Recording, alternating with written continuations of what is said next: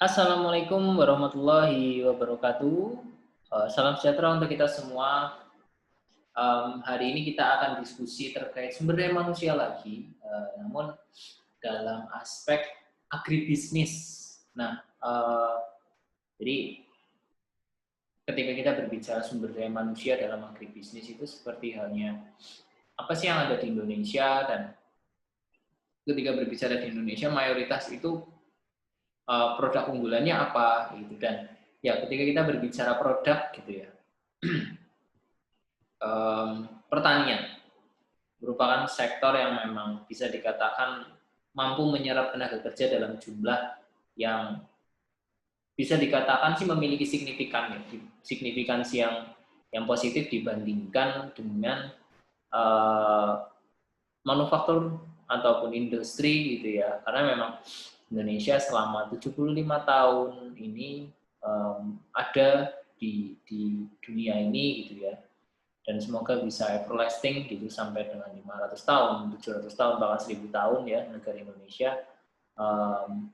Mayoritas lebih dari 40% penduduknya bekerja di sektor pertanian, dan semoga hal ini bisa tetap berlangsung sampai setidaknya 200 sampai 500 tahun ke depan gitu ya.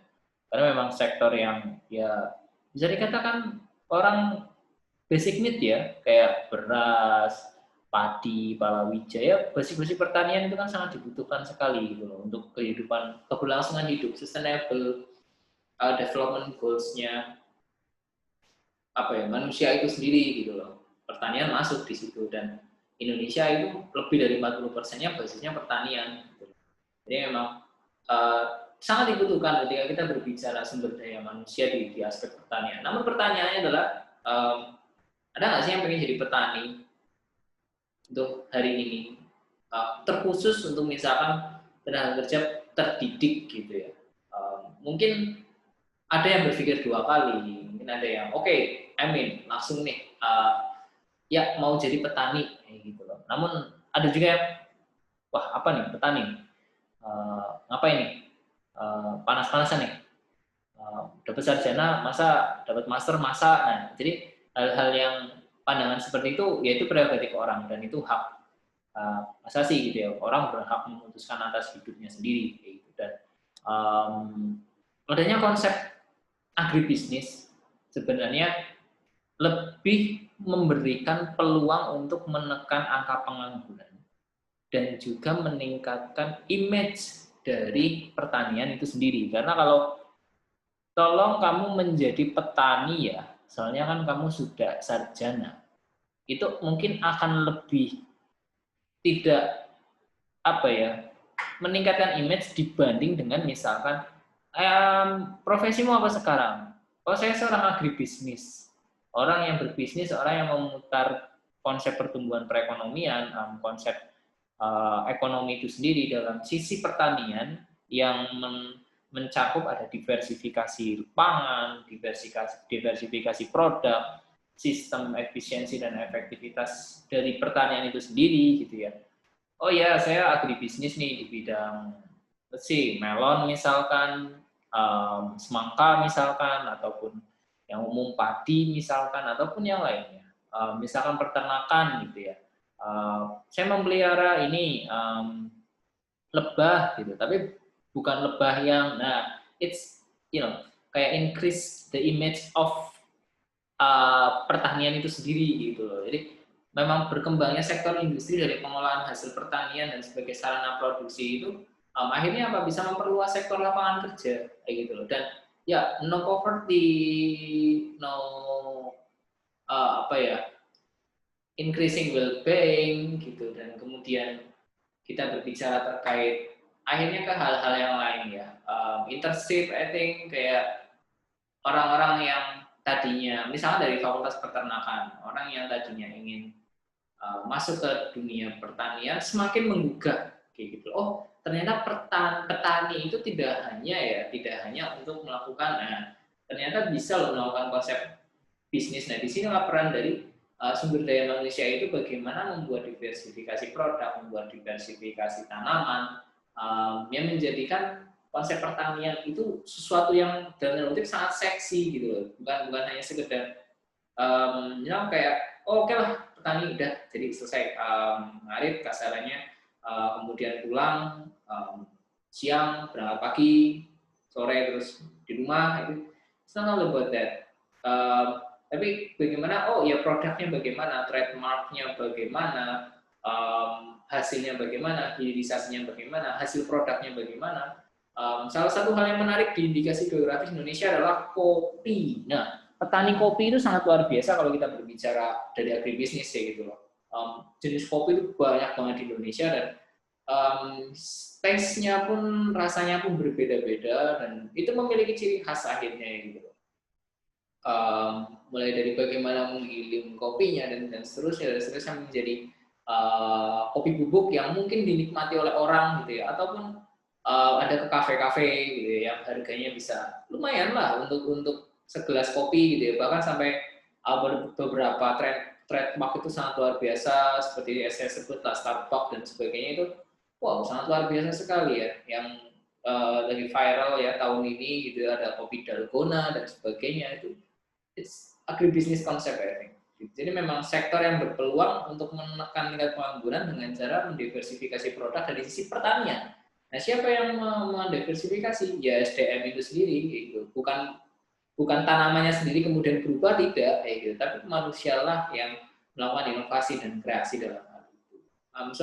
Jadi memang konsep dari agribisnis sendiri adalah penyediaan input dan sarana produksinya, ya usaha taninya atau on farm-nya juga, ya penanganan pasca panen dan pengolahan, ya sampai distribusi dan pemasaran. Jadi lebih kompleks ketika berbicara agribisnis dibandingkan hanya sekedar petanian atau pertanian. Kalau hanya pertanian, it's done with on farm. Gitu. Dan penyediaan sarana produksi on farm selesai. Tapi setelah pasca panen dan mengolah serta distribusi dan pemasaran, itu sudah tidak ada kaitannya dengan konsep pertanian. Tapi di agribisnis itu semua masuk, hulu sampai dengan hilirnya. Jadi bagaimana misalkan bicara kopi, penyediaan input dan sarana produksi untuk menghasilkan kopi yang baik, kemudian masuk ke usaha taninya, kemudian pas ketika sudah dipanen kita olah, dan setelah diolah kita distribusikan kemana, dengan trademark apa, dengan konsep seperti apa, atau bijinya atau apanya gitu ya, dan sampai ke pemasarannya.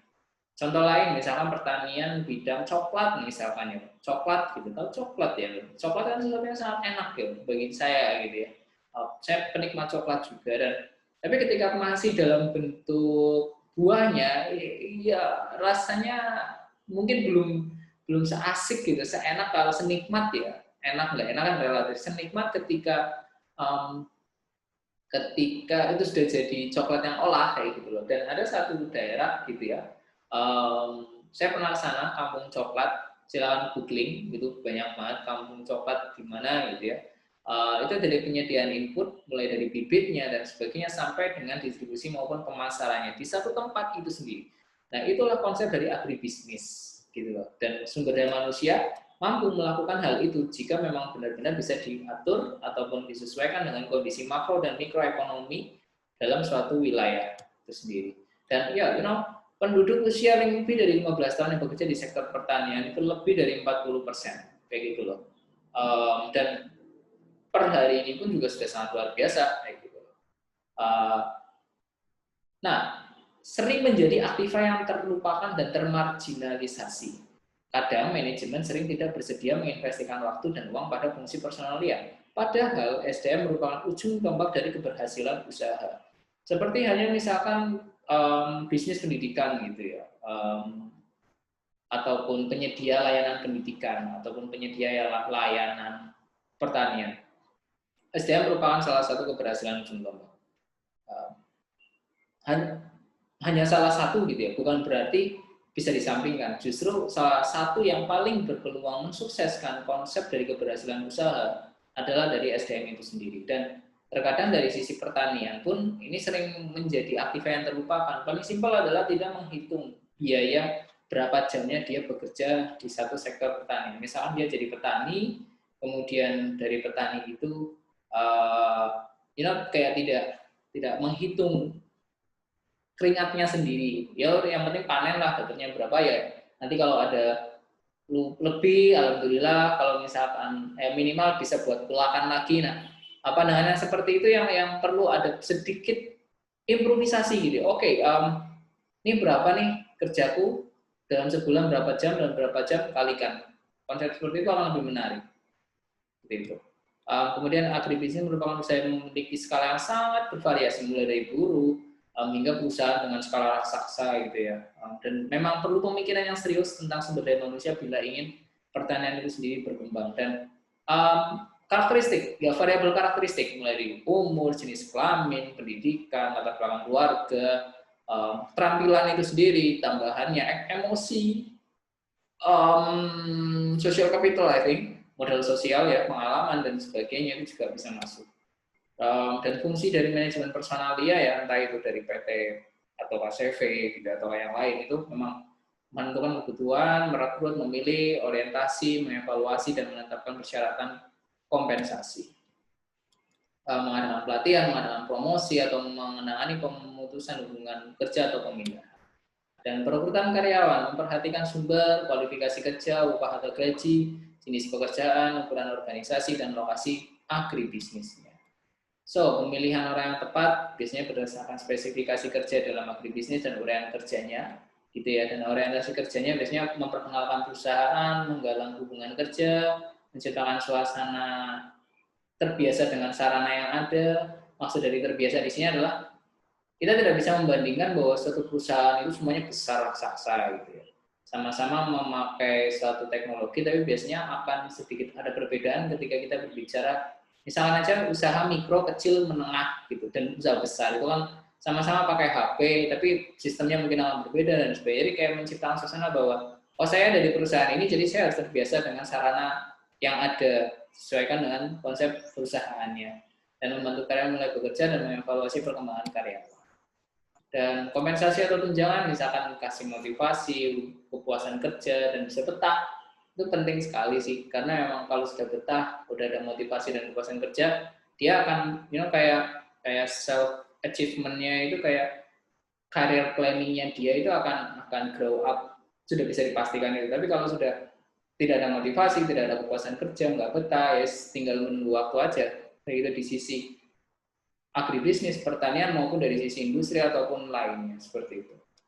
Dan biasanya kompensasi didasarkan pada produktivitas kerja. Evaluasi prestasi kerja yang pertama adalah meningkatkan prestasi kerja, gitu ya. Kemudian ada identifikasi karyawan, memberikan patokan, dan menyajikan informasi tentang promosi ataupun upah. Dan ada juga pelatihan yang harus Anda ketahui dan yang telah diketahui sama dengan adalah yang harus dipelajari. Jadi kayak ada gap ketika kita bicara agribisnis. Apa yang sudah Anda ketahui? Apa yang sudah diketahui, apa yang belum diketahui, apa yang harus diketahui. Nah, kemudian sama dengan ada apa yang harus dipelajari. Contohnya adalah seperti ini. Beberapa peluang pelatihan seperti pelatihan sambil kerja, the job training, pelatihan formal, pelatihan pengembangan usaha, dan ini juga dalam satu konsep pertanian biasanya akan ada istilah pensiun. Kalau misalkan kayak agribisnis biasanya juga ada konsep dipecat ataupun minta berhenti, gitu ya, atau pensiun itu sendiri. Basically, perusahaan akan rugi karena kehilangan tenaga kerja. Karena memang pergantian tenaga kerja itu biasanya akan menghabiskan biaya juga, mulai dari biaya rekrutmen, biaya energi terutama ya, energi dan adrenalin untuk melakukan sesuatu. Wah, ini harus nyari pekerja lagi nih. Nah, itu menghabiskan tenaga juga, menghabiskan waktu. Jadi ketika hilang tenaga kerjanya, biasanya perusahaan itu akan rugi. Tapi ketika perusahaan itu sudah rugi, mereka pasti akan berpikir bagaimana memutar kerugian itu menjadi keuntungan lagi di kemudian hari, gitu. Harapannya seperti itu. So, jadi kesimpulannya adalah dalam suatu proses agribisnis itu lebih kompleks dan lebih luas dibandingkan hanya sekedar pertanian, dan sebenarnya manusia menjadi salah satu faktor pendukung utama. Gimana ya? Pendukung utama tapi salah satu. Jadi kayak kalau nggak ada SDM nggak jalan kayak gitu. Kalau ada SDM itu juga harus diperlakukan sebagaimana sistem yang harus disiapkan agar bisa tetap maksimal sesuai dengan ekspektasi gitu. So kurang lebih seperti itu. Terima kasih dan sampai bertemu di video selanjutnya. Wassalamualaikum warahmatullahi wabarakatuh.